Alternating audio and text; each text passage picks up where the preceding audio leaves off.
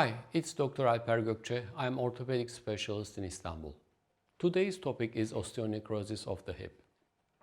The word osteonecrosis means death of cells, particularly on the weight-bearing area of the femoral head. It's a painful condition that occurs when the blood supply to the head of the femur thigh bone is disrupted. As you know, blood is crucial for every living tissue because bone cells need a steady supply of blood to stay healthy.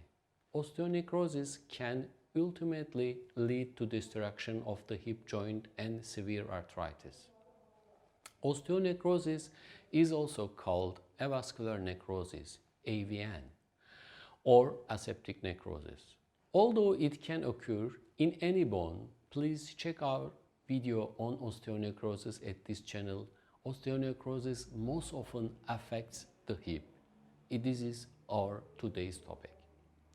More than 10,000 people living in Turkey, Turkey is a country with 80 million people, each year enter hospitals for treatment of osteonecrosis of the hip.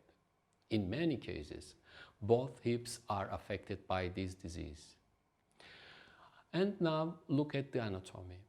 Your hip is a ball and socket joint, like this. The socket is formed by the acetabulum, which is part of the large pelvis bone.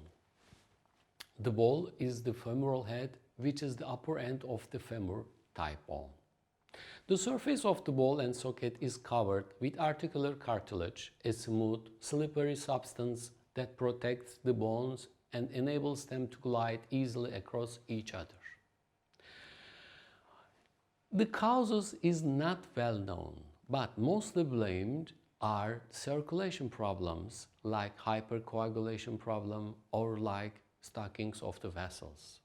The other risk factors are not always known what causes the lack of blood supply, but doctors have identified a number of risk factors that can make some more likely to develop osteonecrosis, which are: firstly, injury. Hip dislocation, for example, hip fractures, and other injuries to the hip can damage the blood vessel and impair circulation to the femoral head. The second one is excessive alcohol use. Overconsumption of alcohol over time can cause fatty deposits to form in the blood vessels and can elevate cortisol levels, resulting in a decreased blood supply to the bone. The third one is corticosteroid medicines, tablets or injections. Many diseases, including asthma, rheumatoid arthritis, and systemic lupus erythematosus, allergy, are treated with steroid medications systematically. Although it is not known exactly why these medications lead to osteonecrosis, researchers show there is a connection between disease and corticosteroid intake. Medical conditions, osteonecrosis is associated with other diseases, including Cason disease, Divers disease, or the Benz sickle cell disease, myeloproliferative disease, Gaucher's disease, other deposit disease, systemic lupus erythematosus, or malignancies. Inflammatory disease like Crohn's disease, arterial embolisms, thrombosis, and vasculitis are the other systemic diseases which are highly associated with osteonecrosis. What is the symptoms? Osteonecrosis develops in stages. Not every osteonecrosis patients develop the same symptoms. Hip pain is typically the first symptom. This may lead dull ache or throbbing pain in the groin or buttock area. As the disease progresses, it becomes more difficult to stand and put weight on the affected hip, and moving the hip joint is painful. After examination physically, you have to discuss your symptoms and medical history with your doctor especially knee, we will examine your hip to discover which specific motions cause your hip. Especially, internal rotation of the hip gets lost at the beginning of the disease.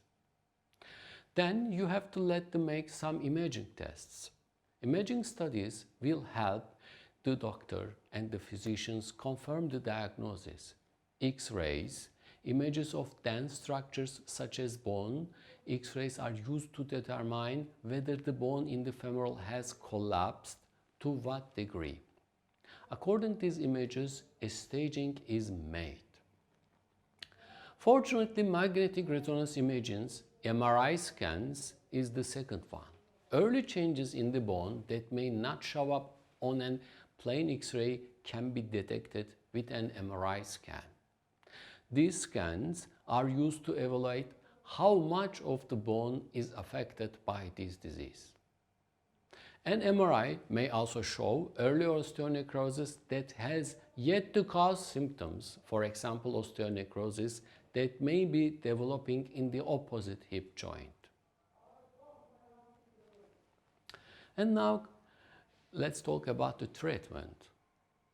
Although non-surgical treatment options such as anti-inflammatory medications, activity changes, and using crutches can help relieve pain and slow the progression of the disease, the most successful treatment options are surgical ones. Patients with osteonecrosis that is caught in the very early stages before the femoral head collapses are potential candidates for hip preserving procedures. Core decompression. This procedure involves drilling one larger hole or several smaller holes into the femoral head to relieve pressure in the bone and create new channels for new blood vessels to nourish the affected areas of the hip. When osteonecrosis of the hip is diagnosed early, core decompression is sometimes successful in preventing collapse of the femoral head and the development of arthritis. Osteochondral bone, spongious bone and cartilage grafting. Core decompression is often combined with bone and cartilage grafting to help regenerate healthy bone and support cartilage at the hip joint. A bone graft is healthy bone tissue that is transplanted to an area of the body where it's needed. The tissue may be taken from a donor site, allograft, or from another bone in your body, autograft. There are also several synthetic bone grafts available today. Vascularized fibular graft, another surgical option, is a vascularized fibular graft. In this procedure, a segment of bone is taken from the small bone in your leg, fibula, along with its blood supply, an artery and vein. This graft is transplanted into hole created in the femoral neck and head, and artery and vein are reattached to help heal the area of osteonecrosis with a freshly living blood. If osteonecrosis has advanced to the point where the femoral head has already collapsed, the most successful treatment is total hip replacement in this procedure. Your doctor removes the damaged bone and cartilage, then positions new metal or plastic joint surfaces to restore function of your hip. Core decompression prevents osteonecrosis from progresses to severe arthritis and need for hip replacement in some cases. This depends upon the stage and size of the osteonecrosis at the time of the procedure. Core decompression achieves the best results when osteonecrosis is diagnosed in its early stages, before the bone collapses. In some of these cases, the bone heals and regains its blood supply after decompression. It takes a few months for the bone to heal, and during this time, you will need to use walker crutches to avoid putting stress on the damaged bone. Patients with successful decompression procedures typically return to walking unassisted in about 3 months and have complete pain relief.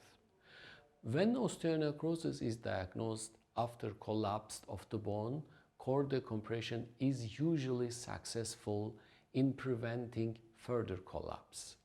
In this situation, the patient is best treated with a total hip replacement.